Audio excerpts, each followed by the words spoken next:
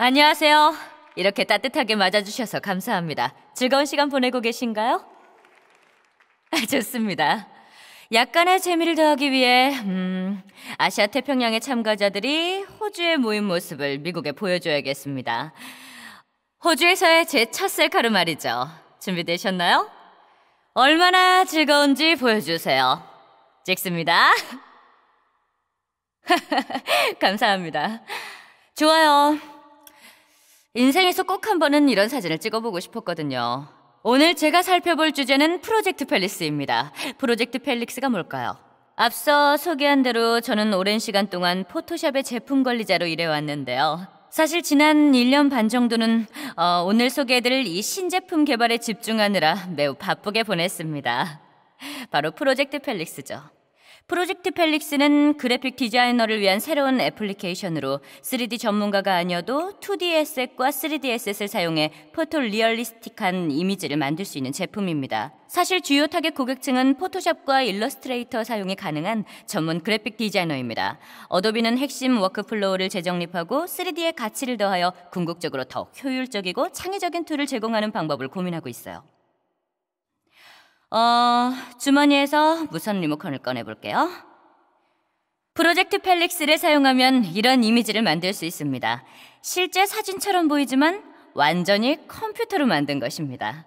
사실 이 이미지에 있는 오브젝트 모양 등은 모두 어도비 스톡에서 가져온 것입니다. 어도비 스톡 에셋에는 앞으로 프로젝트 펠릭스 워크플로우에 사용할 수 있는 3가지 유형의 새로운 에셋이 제공됩니다. 보시는 것은 다운로드한 에셋을 결합하고 합성하여 이 사진 배경 이미지와 함께 배치한 건데요. 사실 광원은 배경사진에 사용된 빛을 활용했기 때문에 모든 에셋이 처음부터 한 이미지인 것처럼 보입니다.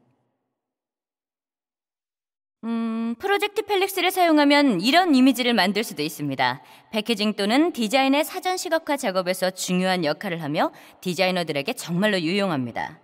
많은 디자이너들과 이야기를 나눠보면 사전 시각화 작업의 워크플로우가 시간 소모적일 뿐만 아니라 문제가 많다고 불만을 토로하더군요. 오브젝트가 필요한데 아예 존재하지 않는 경우도 있죠. 이런 경우 오브젝트의 모양을 직접 만들거나 아마존에서 구매 또는 다운로드해야죠. 로고도 만들어서 오브젝트에 붙여놓고 위치 조정, 사진 촬영, 재촬영 등이 필요하죠. 적절한 조명 효과를 위해 몇 시간 동안 합성 작업을 해야 합니다. 굉장히 오래 걸리죠. 프로젝트 펠릭스의 목표는 이런 유형의 작업을 간소화하고 보다 효율적인 워크플로우를 제공하는 것인데 초기 버전에서 주력하고 있는 중요한 기능입니다. 단지 재질이 사실적으로 보이는 것만이 중요한 것이 아니라는 것을 디자이너들에게 익히 들어왔습니다. 종이 재질이 어떤지, 오브젝트 위에 로고가 어떻게 보이는지, 사실적으로 보이는지 뿐만 아니라 컨텍스트의 사실성까지도 중요하다고 말입니다. 이것을 어디에 선보일 것인지, 어떤 방법으로 선보일 것인지, 제품의 용도는 무엇이며 제품을 어떻게 판매할 것인지 등이죠. 궁극적으로 아이디어를 효과적으로 실현하도록 해야 합니다. 사실적인 요소는 정말 중요하죠. 그런데 비현실적인 요소를 만드는 데에도 사용합니다. 얼음을 실제 얼음처럼 보이게 만들 뿐만 아니라 아이스크림 트럭을 실제 얼음 조각이 녹아내리는 것처럼 보이게 만들고 싶을 경우에도 사용하죠. 사실은 아니지만 실체처럼 보이도록 만드는 것이 중요합니다. 이 부분에서 프로젝트 펠릭스의 진가가 발휘됩니다. 상상력을 실현하여 작품으로 만들기 위해서는 크리에이티브 툴이 필요한데 바로 프로젝트 펠릭스가 그 역할을 합니다. 그러면 시연을 시작해보죠. 지금 프로젝트 펠릭스가 열려 있습니다. 여러분 모두 프로젝트 펠릭스를 이용할 수 있는데요. 크리에이티브 클라우드 애플리케이션에서 이 링크를 클릭하면 됩니다. 지금 와이파이가 꺼져 있어서 안 뜨는데 여러분의 목록에 나타날 겁니다. 오늘 바로 사용해 보시기 바랍니다. 프로젝트 펠릭스의 왼편에는 어도비에서 제공하는 에셋이 있는데요. 프로젝트를 빠르게 시작하도록 콘텐츠가 포함된 스타터 킷을 제공합니다. 여기에는 수백 개의 모델에 적용할 재질, 광원이 포함되어 있습니다. 이미지는 물론이고 프로젝트 펠릭스에서 지원되는 다른 에셋도 있습니다. 이 애플리케이션에도 많은 에셋이 있지만 어도비 스톡에서도 수백 개의 에셋이 제공되고 있으며 대부분 무료로 다운로드 받을 수 있습니다. 그러면 먼저 새 프로젝트를 만들어 볼 텐데요. 무한대 모양의 로고를 작업해 보겠습니다. 조형물을 만들려고 하는데요. 실제로 설치하면 어떻게 보일지 클라이언트에게 보여주려고 합니다. 좋아요. 지금 3D 공간이 있는데요. 기본 카메라 툴, 기본 오브젝트 회전 툴 등이 제공됩니다. 먼저 저만의 독창적인 작품을 만들어 보겠습니다. 여기에 재질을 추가하려고 하는데요. 먼저 여기에 있는 재질 패널을 엽니다. 앞서 말씀드린 대로 수백 개에 달하는 재질이 제공되고 있지만 언제든지 어도비 스톡에서 다른 재질을 검색할 수도 있습니다. 물론 애플리케이션의 라이브러리 패널에서도 바로 검색할 수 있죠. 줄리안이 앞서 말씀드린 대로 CC 라이브러리 패널에서 에셋을 공유하면 어디에서나 다른 디바이스에서 액세스할 수 있고 팀원과도 공유할 수 있습니다. 뿐만 아니라 스톡 콘텐츠를 직접 검색할 수 있습니다. 준비됐네요. 그러면 이제 여기에 멋진 금속 재질을 추가해 보겠습니다. 먼저 오브젝트를 선택한 다음 재질을 추가하면 여기에 금속 재질이 적용됩니다. 오른쪽에는 실시간 렌더링 미리 보기 창이 있습니다. 이 창을 확대하면 오브젝트가 최종으로 렌더링 될 때 어떤 모습일지 실시간으로 미리 볼 수 있고 본격적으로 렌더링 하기 전에 빛과 그림자를 확인할 수 있죠. 보는 대로 얻는다는 위지위그 경험 중에서도 최상의 경험이죠. 기존의 3D 작업에서는 렌더링을 직접 수행해야만 결과를 확인할 수 있었습니다. 사람들이 선호하는 방식은 아니죠. 따라서 언제든지 이 창을 확대해서 확인할 수 있습니다. 좋습니다. 지금까지 오브젝트를 만들어 재질을 적용해봤습니다. 변경할 수 있는 속성이 굉장히 많이 있는데요. 물론 색상 피커를 열어 기본 색상을 변경할 수도 있고요. 광원을 만들 수 있고 광택이 나게 할 수도 있고 투명도를 변경할 수도 있죠. 기본 컨트롤을 이용해 금속의 느낌을 조금 줄이고 약간의 무광택 질감을 더할 수도 있습니다. 원하는 이 모든 편집도 수행할 수 있는데요. 이번에는 다른 오브젝트를 여기에 추가해 보겠습니다. 플랫폼을 추가해 이 조형물을 단상 위에 배치해 보려고 합니다. 이렇게 단상을 여기에 놓고요. Y축의 값을 줄여 조금 낮게 만듭니다. 그리고 조형물을 살짝 위로 당깁니다. 좋아요. 멋집니다. 이제 무한대 심볼에 적용한 재질과 동일한 재질을 단상에도 적용해 보겠습니다. 아주 쉽게 수행할 수 있는데요. 바로 스포이드 툴을 이용하면 되죠. 많이들 익숙하시죠? 변경하려는 오브젝트를 선택하고 스포이드 툴을 선택한 다음 원하는 재질을 선택하면 이렇게 똑같은 재질이 적용됩니다. 재질을 만들고 복사하여 다른 오브젝트에 붙여넣는 작업이 아주 쉽죠. 그 다음으로 이 아래 단상에서 먼저 분홍색을 좀 빼야겠습니다. 의도했던 색상이 아니거든요. 다시 아까처럼 실버 색상으로 돌아가죠. 좋습니다. 두 오브젝트가 서로 연결되어 있습니다. 연결되어 있으므로 두 개가 한꺼번에 변경되죠. 여기에 추가한 이 단상은 오른쪽을 보시면 장면 패널이 있는데 레이어 패널과 유사하게 캔버스에 있는 모든 항목이 표시되어 있죠. 이 오브젝트는 사실상 한 덩어리인데요. 그래서 하나를 바꾸면 전체에 적용됩니다. 가끔은 연결된 방식이 불편하기도 하죠. 각 요소를 분리할 수 있어야 각기 다른 재질을 추가할 수 있습니다. 이 경우 이 단상의 둘레에 다른 재질을 추가하려고 하는데요. 보통 이런 작업은 정말 어렵습니다. 그렇지만 프로젝트 펠릭스의 자동 선택 툴을 이용하면 정말 쉽습니다. 이 툴은 3D를 인식하기 때문에 오브젝트의 세면을 분할면으로 선택할 수 있습니다. 아주 훌륭한 기능이죠. 3D를 인식하는 자동 선택 툴 말입니다. 허용 오차를 굴절시키거나 포토샵에서처럼 자유롭게 조정할 수 있습니다. 이 요소를 선택했는데요. 여기서도 마찬가지로 오브젝트, 모양, 곡선, 대칭을 인식하는데 어도비 센세이 머신러닝이 사용되고 있습니다. 이 기술을 통해 분리하려는 오브젝트의 어느 영역이 논리적인 분할면인지 결정되죠. 이렇게 이 가장자리 부분을 분리했습니다. 이제 여기에 재질을 추가하겠습니다. 콘크리트가 어떨까요? 그러면 제가 선택한 가장자리 영역에 재질이 적용됩니다. 좋습니다. 이번에는 조명을 잠시 살펴보겠습니다. 이 오브젝트를 캠퍼스에 가져오면 광원이 있음을 분명히 확인할 수 있는데요. 이유는 바로 오브젝트에 그림자가 있기 때문입니다. 초기 릴리스에서는 이미지 기반의 조명을 통해 빛을 표현하는 기능에 집중하고 있습니다.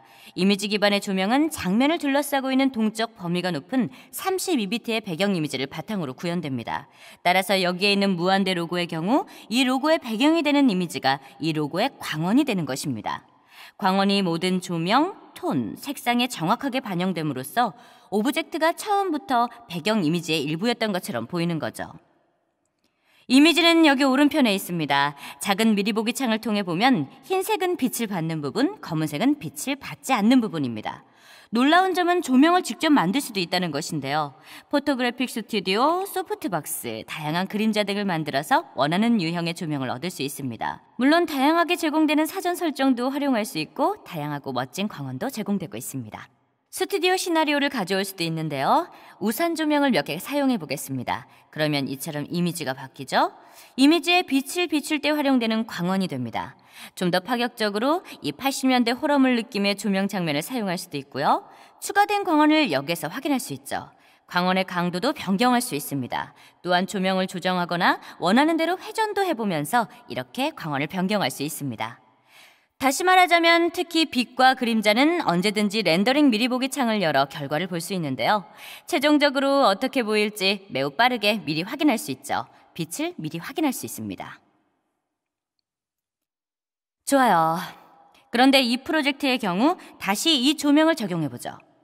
앞서 말씀드린 것처럼 조형물이 설치될 장소에 오브젝트를 배치해서 시뮬레이션을 하고 싶습니다. 멋진 이미지 하나를 사용하려고 하는데요. 그 이미지가 어느 라이브러리에 있는지 기억이 잘 안 나네요. 여러분 모두 잘 알고 계실 배경이죠?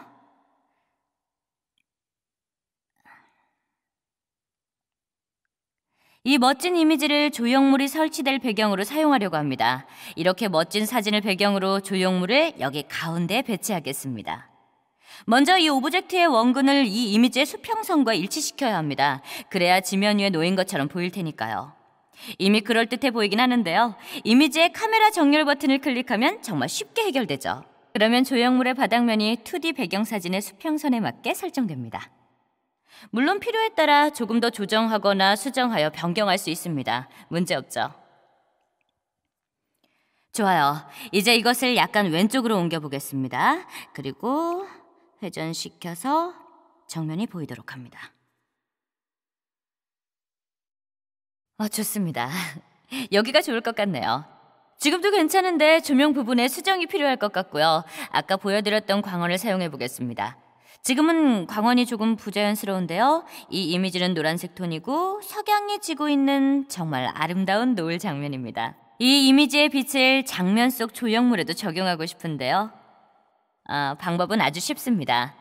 여기에서 배경 이미지를 선택한 다음 이미지에서 조명 만들기를 클릭하면 됩니다. 그러면 앞서 살펴본 이미지 기반의 조명으로 자동 변환됩니다. 이제 배경 이미지와 동일한 톤이 적절하게 반영되어 마치 이 조형물이 처음부터 이 사진에 있었던 것처럼 보입니다. 이 이미지는 미리 보기 창을 통해 확인할 수 있는데 바로 2D 사진에서 생성될 이미지가 됩니다. 마찬가지로 강도 컨트롤을 사용할 수 있고 회전 컨트롤을 이용해 원하는 각도로 설정할 수 있습니다. 이 기능의 또 다른 특징은 태양을 자동으로 감지한다는 것입니다. 이 배경이 야외 이미지라는 것을 감지해서 태양의 위치를 자동으로 판단하게 되는 거죠. 여기에 있는 이 그림자 부분은 태양의 위치에 따라 정확하게 적용된 것입니다. 그림자가 드리워질 방향을 결정하는 거죠. 그러면 이 상자의 체크 표시를 이용해 켜고 끕니다. 강도 컨트롤을 이용해 햇빛을 조정할 수 있죠. 햇빛은 이미지에서 유일한 무한 광원인 거죠.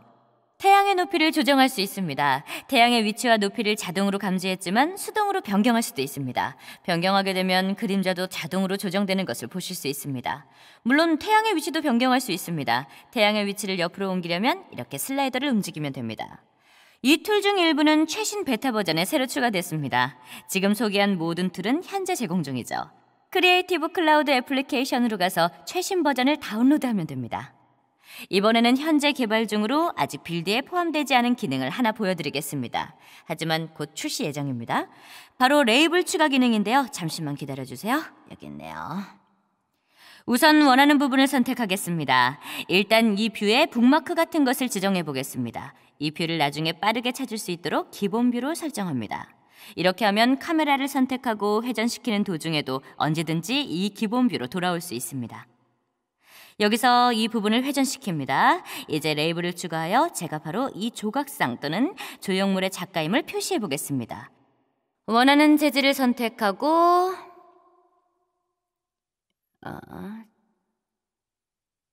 전사 툴을 선택합니다.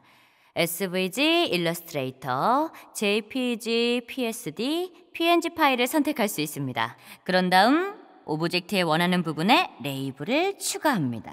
회전시키고 크기를 조정할 수 있죠. 위치를 변경하고 여기저기 움직여보면서 실제 오브젝트와 어울리도록 편집해봅니다. 이렇게 배치했고요. 비율을 제한하는 기능은 아직 추가되지 않은 상태입니다. 원하는 곳에 두고 이제 로고를 확인해 보겠습니다. 다시 기본 뷰로 돌아갑니다. 여기에 로고가 있군요.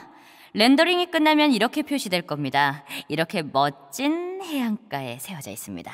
좋아요. 이제 렌더링할 준비가 됐습니다. 작업이 모두 완료됐네요. 그러면 렌더링을 시작하겠습니다. 지금까지 디자인 모드에서 모든 작업을 수행했는데요. 이 모드에서 모든 디자인 작업을 하게 됩니다. 본격적으로 렌더링을 수행하려면 여기를 클릭하여 렌더링을 시작하면 됩니다. 렌더링 과정에서는 고차원적인 조명, 모든 그림자, 반사, 굴절 등 모든 요소를 계산하게 됩니다. 앞서 만든 이미지 기반의 조명도 마찬가지고요. 렌더링의 품질도 물론 변경할 수 있습니다. 지금은 낮은 품질로 설정했는데요. 이제 PSD 파일이나 PNG 파일 중 원하는 형식으로 생성할 수 있는데 PSD 파일로 저장하면 각 오브젝트가 개별 요소로 분리되므로 포토샵에서 세부 작업을 할 수 있습니다. 이 기능도 더욱 향상시킬 계획입니다. 렌더링에 관한 또 다른 중요한 점은 모든 지점에서 렌더링을 저장할 수 있다는 건데요. 이건 이미 완료돼 버렸네요. 괜찮습니다. 아무튼 렌더링의 모든 지점에서 저장할 수 있으므로 테스트 렌더링을 확인하고 싶거나 최종 렌더링까지 기다리고 싶지 않은 경우 유용합니다. 다른 이름으로 저장할게요. 시드니 맥퀴시라고 입력한 다음 데스크탑에 저장합니다. 그런 다음 파인더에서 이 파일을 포토샵으로 드래그합니다. 이제 포토샵에서 정확한 렌더링 버전이 열립니다. 오브젝트가 레이어로 분리되어 있고 배경 레이어도 있습니다. 이처럼 포토샵에서 선호하는 작업과 익숙한 작업을 모두 수행할 수 있습니다. 이게 바로 포토샵과 프로젝트 펠릭스를 함께 사용할 때 얻을 수 있는 이점이죠. 여러분들도 직접 사용해보세요. 오늘 바로 다운로드해보세요. 그리고 직접 만든 작품을 인스타그램에서 프로젝트 펠릭스 태그를 지정해서 공유해주세요. 감사합니다.